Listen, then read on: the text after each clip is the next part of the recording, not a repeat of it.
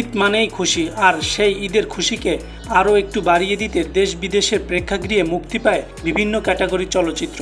সেই ধারাবাহিকতায় আসন্ন কোরবানির ঈদকে কেন্দ্র করে নতুন সাজে সাজতে শুরু করেছে দেশের প্রেক্ষাগৃহগুলো।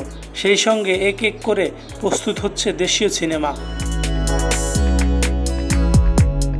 গুঞ্জন রয়েছে এবারের ঈদুল আজহা উপলক্ষে মুক্তির মিছিলে রয়েছে 60টি ঢাকাই সিনেমা। এই সিনেমাগুলোর নায়িকারা হলেন আজমেরি হক বাঁধন, সাবিলা নূর, তাসনিয়া ফারিন, পূজা চেরি ও মন্দিরা সহ আরও বেশ কয়েকজন। থাকছে জনপ্রিয় অভিনেত্রী শবনম বুবলিও। গত কয়েক বছর ধরে ঈদে টানা মুক্তি পেয়ে আসছে বুবলি অভিনীত সিনেমা, কিন্তু এখন পর্যন্ত কোনো সিনেমাতেই নেতিবাচক চরিত্রে দেখা যায়নি বুবলিকে। তবে এবারই প্রথম পিনিক সিনেমায় নেতিবাচক চরিত্রে অভিনয় করতে দেখা যাবে তাকে। জাহিদ জুয়েল পরিচালিত এই সিনেমায় তার নায়ক আদর আজাদ।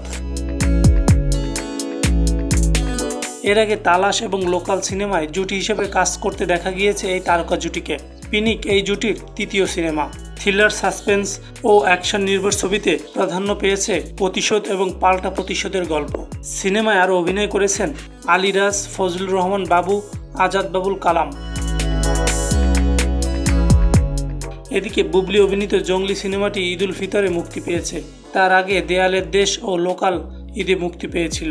এবার ঈদুল আজহায় মুক্তি পাচ্ছে পিনিক।